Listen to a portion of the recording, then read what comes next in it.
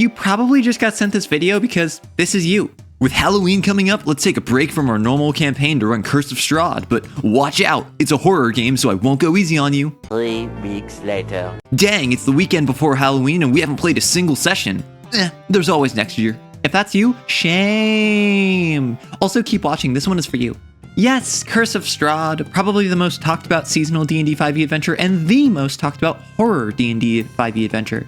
But is it? Yes, the NPCs are depressed and it has a moody gothic atmosphere, but what mechanically supports playing in a way that differs from any other setting?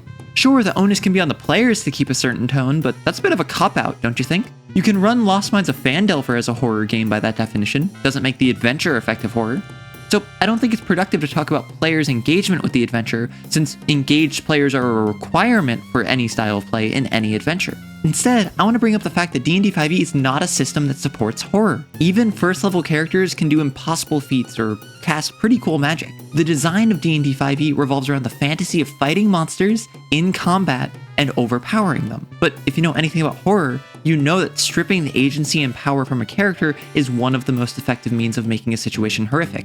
That's not a requirement for horror, but that does make it easier. To run effective horror in D&D 5e, you need to go against the principles D&D 5e was designed around. And you can do that, no one's gonna stop you, but there's easier ways to approach this problem, namely trying out other systems. But I would never suggest such a thing without providing options. There are plenty of choices for you, from cosmic horror in Call of Cthulhu to real-life tension in Jenga. I mean Dread. Dread's such a funny concept of a TTRPG. It's a horror system where there's no dice and really no character sheets, and you just decide success of actions based on pulling blocks from a Jenga tower. So silly, but so fun. But there's one system I'd recommend above all the others when it comes to horror, or rather one setting, the World of Darkness. Host to a variety of supernatural entities, the World of Darkness is the dark reflection of our own world. It's the things that go bump in the night, the scary stories parents tell their children, and also holy heck did they take the kitchen sink approach. They got vampires, werewolves, reality benders, fae folk, ghosts, demons, mummies, you name it, there's something in the World of Darkness for it. There's literally even rules for gargoyles. You can't play as them, at least not with the same robustness as something like a vampire, but you can do it. So why do I bring this up? You can play a vampire in D&D or a werewolf in Pathfinder, but the World of Darkness is a game of horror, and it's about horror. Each system within it explores a different facet of how scary the human condition is, and worse, how terrifying it is to lose that human element. They're primarily narrative systems, and the core idea of them isn't that you'll be playing a badass power fantasy. This means that even with all the crazy powers you get or awesome transformations you do, they don't address that horror element the system wants to explore. A Garrow can tear down 100 skyscrapers in their Krynos form, yet that will do nothing to fix societal injustice. A Changeling can dream all they want as they slowly and inevitably lose their creative spark to a world of banality that hates those that live in it. And of course, even the immortal kindred are not but slaves to the beast. You will soon come to realize that the blood is your master. You are being consumed from within.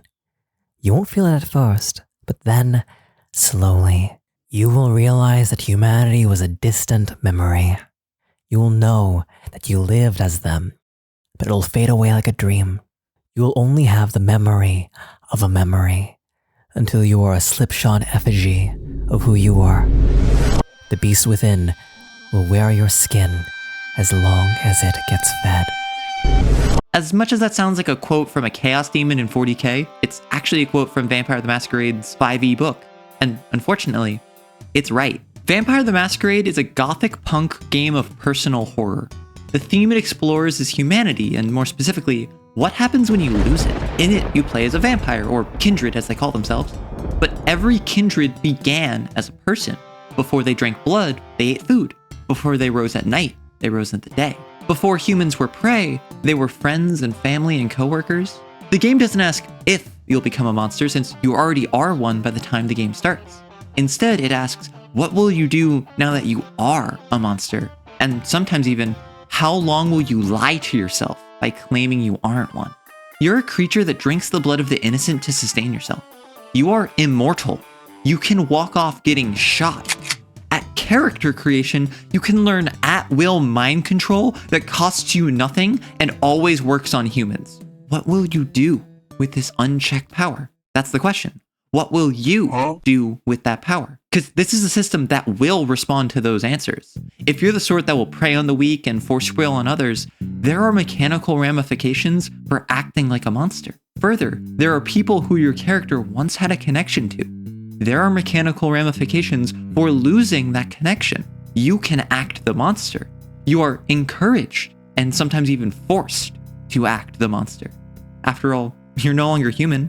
You're a slipshod effigy that exists only to feed the beast. But there will be consequences, because even though you're a monster now, you weren't always. And that is more terrifying than anything that goes bump in the night.